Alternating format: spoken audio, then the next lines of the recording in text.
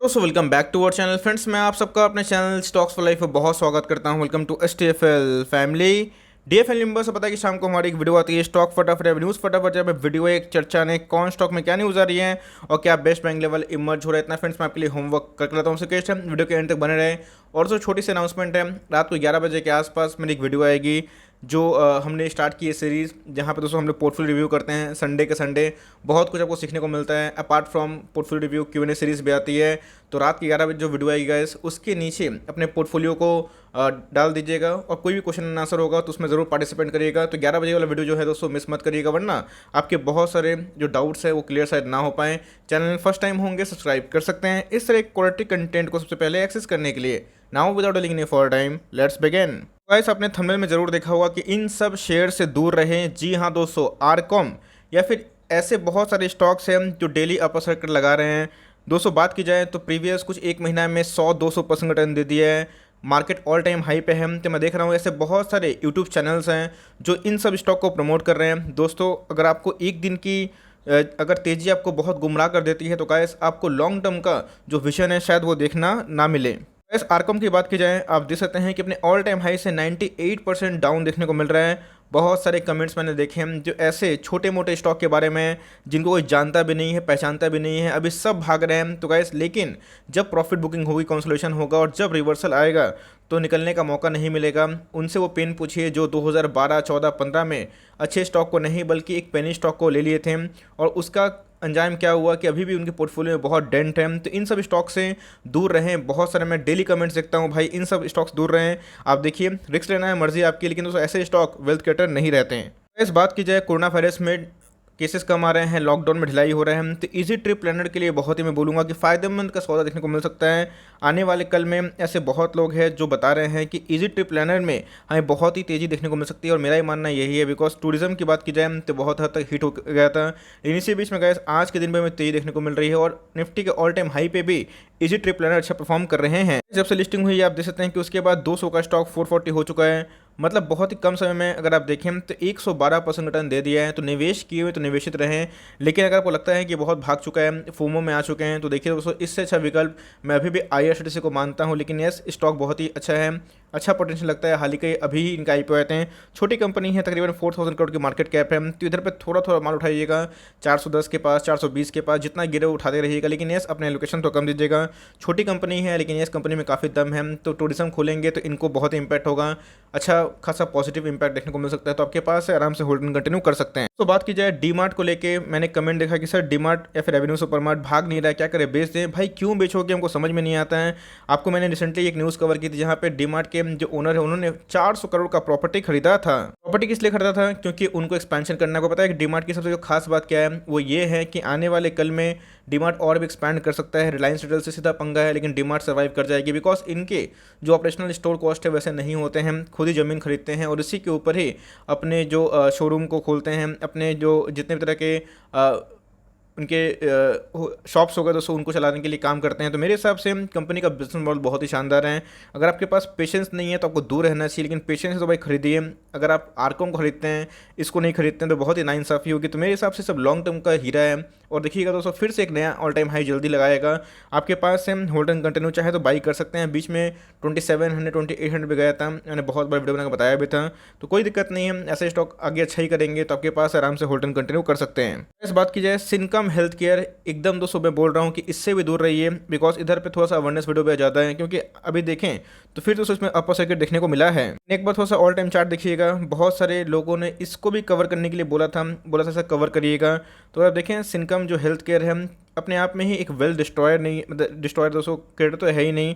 और दोस्तों लिस्टिंग हुई है, ये हो गए, आरकम हो गए, ऐसे बहुत सारे। इवन अगर आप देखें तो मैं देख रहा हूँ कि बहुत जगह पे एफ रिटेल को भी मल्टी बैगर बना के पेश किया जा रहा है। भाई मत फंसिएगा, वरना अगर रिवर्सल आता है तो वो पैसे आपके आधे भी हो जाएंगे। तो सुकून की चैन की नींद सोइए भाई, अच्छे स्टॉक में निवेश करिए, वो कंपनी अच्छा करेगी, रिवॉर्ड होगा। कंपनी के बारे में जानते ही नहीं है, बैलेंस शीट के बारे में जानते ही नहीं है और निवेश कर देते हैं तो इसीलिए फंसते हैं। तो इन सब कंपनी पे एडवाइस नहीं करूँगा मैं निवेश करने के लिए, मर्जी आपकी है। और मैं बोलूँगा कि एसटीएफ फैमिली इन सब स्टॉक से और इन सब लोगों से एकदम दूर रहें।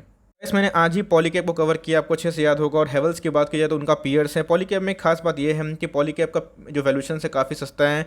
हेवल्स की बात की जाए तो उससे महंगा है, लेकिन दोस्तों क्या खराब है? नहीं दोस्तों, माल खरा सोना है। तो मैं आज के दिन एक स्लाइड सा प्रॉफिट बुकिंग देखने को मिला, कोई दिक्कत नहीं, लेकिन 1000 के ऊपर सस्टेन करी। तो मेरे हिसाब से दोस्तों हेवल्स जो एंट्री लेना चाहते हैं उनको बहुत ही अच्छा मौका दे रही है। और मैं बोलूँगा दोस्तों लिख के कि आप चाहें तो बाई कर सकते हैं, बिकॉज मुझे लगता है कि हेवल्स इस लेवल पे एकदम वर्थ इन्वेस्टमेंट है। आपके पास है, माल दबा के बैठे, नहीं लिए हैं, लेना चाहते हैं तो ले सकते हैं। यस, गिरता भी है तो ज़्यादा गिरावट मुझे संभव दिखाई नहीं पड़ती। वही 970 980 के पास आया तो बहुत ही अच्छा मार्जिन होगा। कहीं आपको गलती से 950 के आसपास मिल गया, दबोच लीजिएगा, बल कर दीजिएगा।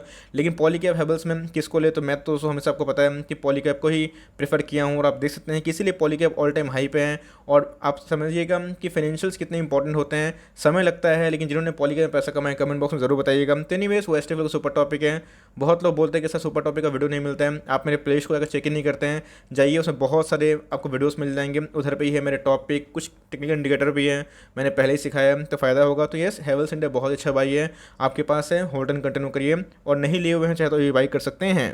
एचएलई ग्लास कोड की बात की जाए, अच्छी कंपनी है। बात की जाए ग्लास लाइन मैन्युफैक्चरर में, इनका भी नाम हमें देखने को मिलता है, काफ़ी तेज हुआ देखने को मिल रहा है, 3700 के आसपास देखने को मिल रहा है। तो क्या एंट्री करने का मौका मिलेगा? दोस्तों मुझे लगता है कि इधर पे ज़रूर एक मौका बन सकता है। अगर आपको एचएलई ग्लास कोड कभी भी 3500 के आसपास मिले, उससे नीचे मिले, तो आराम से एंट्री कर सकते हैं। 3350 मुझे बहुत ही आइडियल एंट्री लगती है, लेकिन उधर पे आना थोड़ा सा मुश्किल लगता है। लेकिन फिर भी 3500 के आसपास एक एंट्री पॉइंट हो सकती है। और हर एक डिप में इधर पे आप एवरेज करते जाइए। बात की जाए जीएमएम फॉरवर्ड को, मैं इससे बेटर मानता हूँ, ऐसा मेरा मानना है।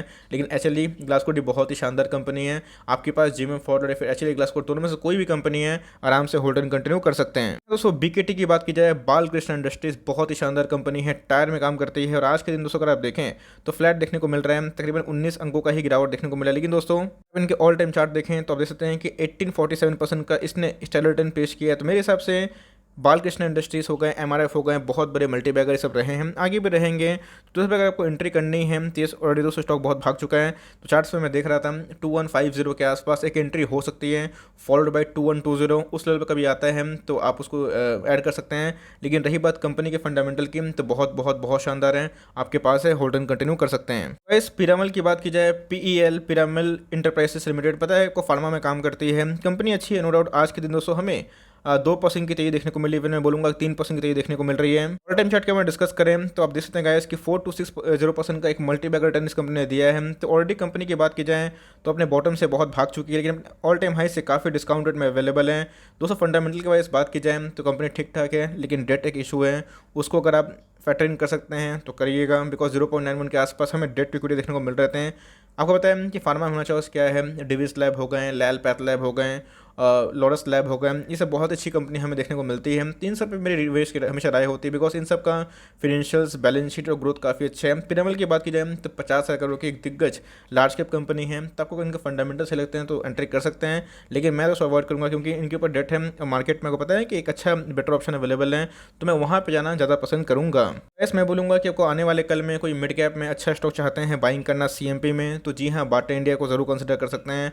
रिलैक्सो की बात की जाए तो हमारा टॉपिक है, लेकिन रिलैक्सो काफ़ी भाग चुका है, बाटा अपने ऑल टाइम से काफ़ी हद तक डिस्काउंट मिल रहा है। बहुत बड़ा दोस्तों वेल्थ क्रिएटर रहा है। अगर आप देखें तो 1774 के आसपास इनके रिटर्न देखने को मिलते हैं। तो इनके चैलेंजेस हमें देखने को मिल रहे हैं, जैसे मैंने बहुत बार बताया है, अभी भी रिपीट कर रहा हूँ कि कॉलेजेस स्कूल्स नहीं खुले हुए हैं, लेदर शूज़ बिक नहीं रहे हैं, लेकिन ये हमेशा लॉन्ग टर्म तक रहेगा नहीं। जैसे दोस्तों एक बार स्कूल्स खुलते हैं, कॉलेज खुलते हैं, तो फिर से ये आने वाले कल में अच्छा हो सकता है। तो शॉर्ट टर्म में आने वाले 1-2 क्वार्टर चैलेंजिंग होगा, लेकिन लॉन्ग टर्म 2 साल 3 साल 5 साल कोई चैलेंजिंग नहीं होगा।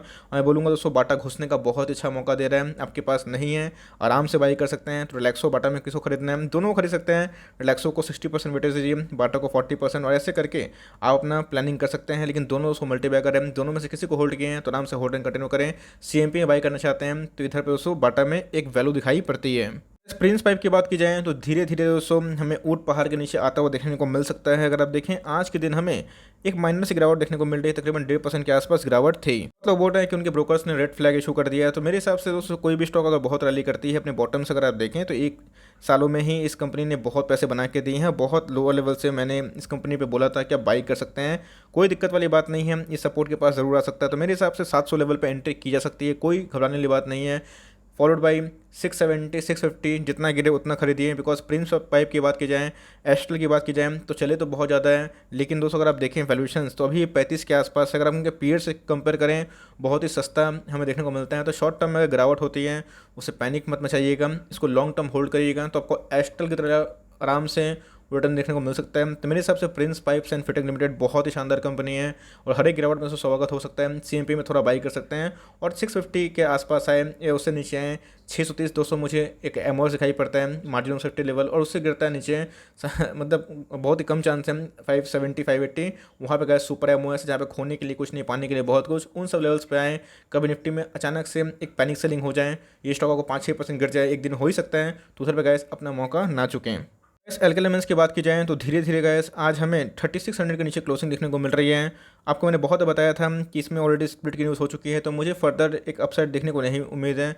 आने वाले 1-2 क्वार्टर में शायद 200 थोड़ा ठंडा रख सकता है। इसी बीच में आपको इधर पे एल्केल एलिमेंट्स में बाइंग करनी है। गैस 4000 की जर्नी करने के बाद अगर आप देखें इस कंपनी ने बहुत पैसे बना के दिए हैं, 17,000% रिटर्न, आप समझ सकते हैं बहुत बड़ा अमाउंट होता है गैस।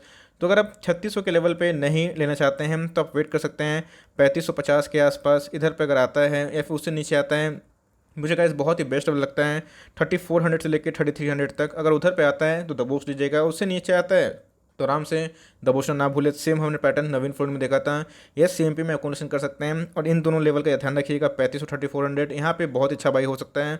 उधर मिले तो बाइंग करना एग्रेसिव कर दीजिए, कभी आपको कोई गलती से 3300 के आसपास मिलता है तो आराम से दबोच लीजिएगा। बहुत शानदार कंपनी है, वैल्यूएशन रिच है लेकिन कंपनी बहुत ही अच्छी है, ग्रोथ काफ़ी इसमें छुपा हुआ है, आपके पास है, आराम से होल्ड एंड कंटिन्यू करें और जिस लेवल पर मैंने बताया अधूर पर कहीं मिलता है तो आराम से बाई कर सकते हैं। बस मैं चाहता हूँ कि मुथूट फाइनेंस गिरे कि हम लोग इसमें स्विंग ट्रेड आराम से कर पाएँ।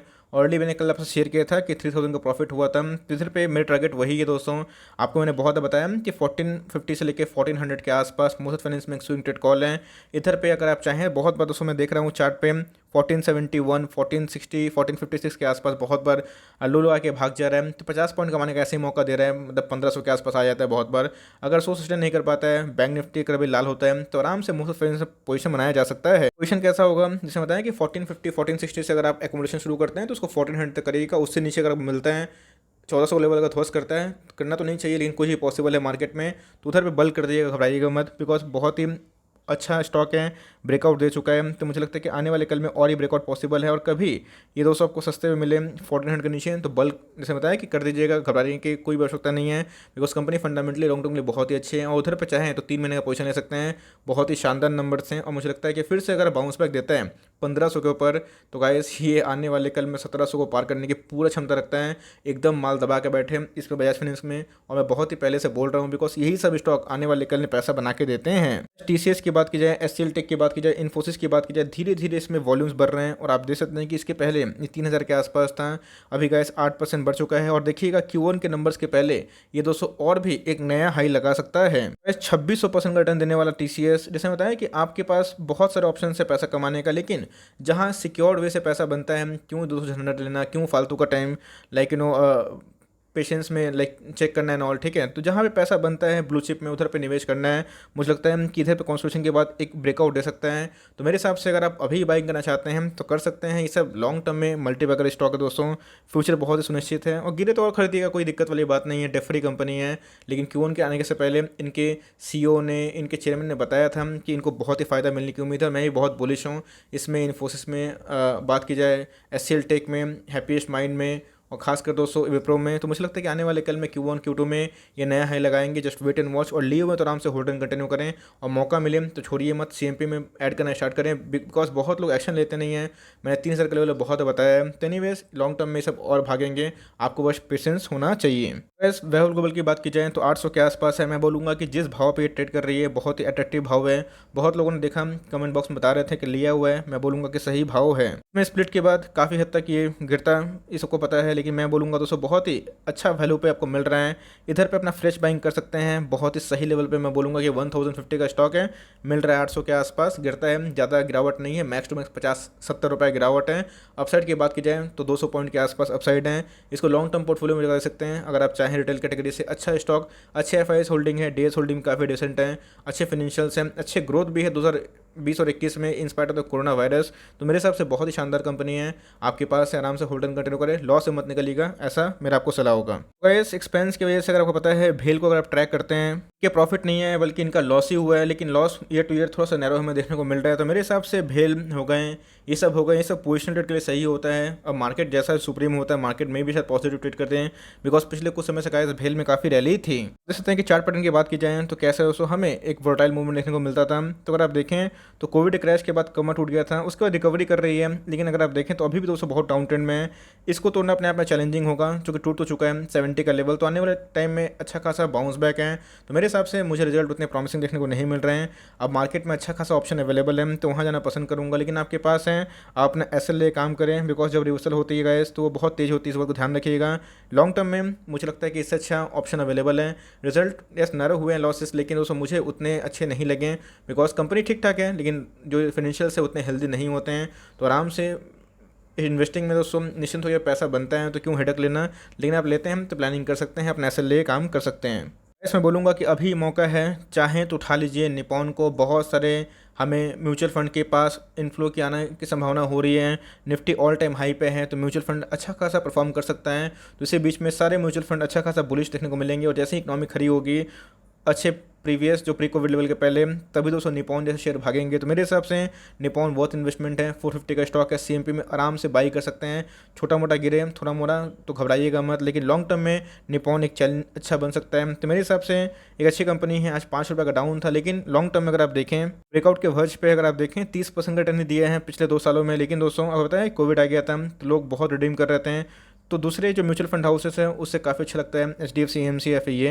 तो मेरे हिसाब से ये 450 का स्टॉक है, चाहे तो CMP में आराम से बाई कर सकते हैं। हमारा पोर्टफोलियो का स्टॉक दोस्तों हम लोग उसको होल्ड एंड कंटिन्यू कर रहे हैं। इस AU स्मॉल फाइनेंस की बात की जाए, बहुत ही शानदार कंपनी है, नंबर्स डिसेंट थे, लेकिन NP की वजह से मार्केट ने पनिश किया था। लेकिन फिर से अगर आप देखें तो 1000 के लेवल को गाइस इस कंपनी ने ब्रीच कर दिया है। ऑल टाइम हाई की चार्ट की बात की जाए तो 76% का दोस्तों बहुत ही स्टेलर इस कंपनी ने रिटर्न दिया था। बीच में ये स्टॉक 1200 भी गया था। तो मैं बोलूँगा कि NP से अगर आप ओके हैं तो मेरे हिसाब से ये बहुत अच्छी बैंक है। ये हो गए आवास फाइनेंशियल हो गए, इन दोनों में से कोई भी होल्ड करते हैं तो आप आराम से एक अच्छा खासा उम्मीद कर सकते हैं, बिकॉज कंपनी में काफ़ी अच्छा ग्रोथ है। NP की वजह से डिसपॉइंट था, हो सकता है कि Q1 में थोड़ा सा डेंट पड़ जाए, लेकिन लॉन्ग टर्म के लिए अगर आप उठाना है इस भाव पे भी तो मैं बोलूँगा कि बहुत ही अट्रैक्टिव भाव है, आप आराम से उसको उठा सकते हैं। तो दोस्तों को पता है VIP इंडस्ट्रीज़ को मैंने 3 बार कवर किया था रिसेंटली। दोस्तों इस लास्ट वीक मैंने VIP को 3 बार कवर किया। VIP को गया मैं 320 से बोलते आ रहा हूँ, 320 से 350 हुआ, 350 से 390 हो चुका है। और मैंने बार बताया कि लॉकडाउन खुलेगा तो सबसे पॉजिटिव इंपैक्ट इधर पे ये पड़ेगा कि ये सब शेयर्स भागेंगे, क्योंकि लोगों को बैग्स की आवश्यकता होती है। कंपनी मार्केट लीडर है, बहुत ही पुराना ट्रैक रिकॉर्ड है, और आप देख सकते हैं गाइस कि 320 का स्टॉक अभी 390 हो चुका है। टाइम हाई की चार्ट की बात की जाए तो गाइस हमें देखने को मिल रहा है कि 8000% का बहुत ही शानदार रिटर्न है। अब दोस्तों अगर जिस दिन 400 का लेवल तोड़ेगा उस दिन आपको आने वाले कल में जो रोड मैप है 500 के ऊपर वो देखने को मिल सकता है। तो जर्नी उतनी आसान नहीं होने वाली है, मुझे लगता है कि 2-3 क्वार्टर का समय लग जाएगा। अगर लाइफ बैक टू नॉर्मल अगर आता है, इनके बैगेज सेल फिर से रिज्यूम होते हैं, तो मेरे हिसाब से एक गेम चेंजिंग इंपैक्ट देखने को मिल सकता है। VIP बहुत ही अच्छी कंपनी है, बिल्कुल भी ख़राब कंपनी नहीं है। और स्मॉल कैप में अगर आप रिस्क लेना चाहते हैं तो VIP में जा सकते हैं, बहुत ही अच्छे फाइनेंशियल्स है, बहुत ही डिसेंट प्रोमोटर होल्डिंग देखने को मिलती है। इस मैंने कल क्लियरली वीडियो बना के बता दिया था वरुण बेवरेज को कि इनके बोनस कब क्रेडिट होंगे, 15 से 20 दिन का समय लगता है। आपको ऑटोमेटिकली वो डीमेट में नहीं डीमेट में आ जाएंगे दोस्तों। ऐसा नहीं है कि आपको वो बैंक अकाउंट में आएंगे, डीमेट में आएंगे शेयर्स। तो आराम से होल्ड एंड कंटिन्यू करें। बहुत लोग पूछे कि सर बाइंग कहाँ करें, मैं बोलूँगा कि 800 का लेवल ख़राब नहीं है, कभी आपको 750 के आसपास 760 के आसपास मिलते हैं तो उठा लीजिएगा, बिकॉज अभी बोनस हुआ है, स्प्लिट होने के बाद थोड़ा सा शेयर्स में उठाव चढ़ाव होता है। 910 का हाई लगाने के बाद if I am not wrong 918 का हाई लगाने के बाद दोस्तों उसके बाद स्टॉक थोड़ा गिरा है, तो भाई वो तो गिरता ही है, बिकॉज मार्केट में जब करेक्शन अगर होता है तो वो तो देखने को मिलता है। तो मेरे हिसाब से कंपनी बहुत ही फंडामेंटली अच्छी है, बिल्कुल भी घबराने की बात नहीं है। मोनोपोली बिजनेस, और आप देख सकते हैं कि जब से लिस्टिंग हुई है एकदम 3 सालों में ही पैसे 3 गुना से ज़्यादा किए हैं, तो समझ सकते हैं कितना बड़ा मल्टीबैगर है। मेरे हिसाब से CMP एकदम बाई है, और कभी आप गलती से 750 के नीचे मिल जाए तो सुपर बाई है, और लियो में तो आराम से होल्ड एंड कंटिन्यू करें। ये सभी स्टॉक थोड़ा स्लो भागते हैं लेकिन कंसिस्टेंट भागते हैं, इस बात को करिए ध्यान में रखिए, क्योंकि कंपनी के बिजनेस मॉडल काफ़ी हद तक स्टेबल देखने को मिलते हैं। So for timing that's end of the stock फटाफट सीरीज। आई होप दोस्तों वीडियो के लिए हेल्पफुल है, कंटेंट से तक लाइक कर दिएगा, और चैनल फर्स्ट टाइम होंगे तो यहाँ से सब्सक्राइब करना भूलिएगा। फर्दर कोई डाउट उसको ड्रॉप कर सकते हो, कुछ का रिव्यू चाहिए उसका नाम भी ड्रॉप करना भूलिएगा। I would love to make a video on your demand guys. मिलते हैं जल्दी ही, तब तक के लिए bye. Thanks for watching friends, God bless you all.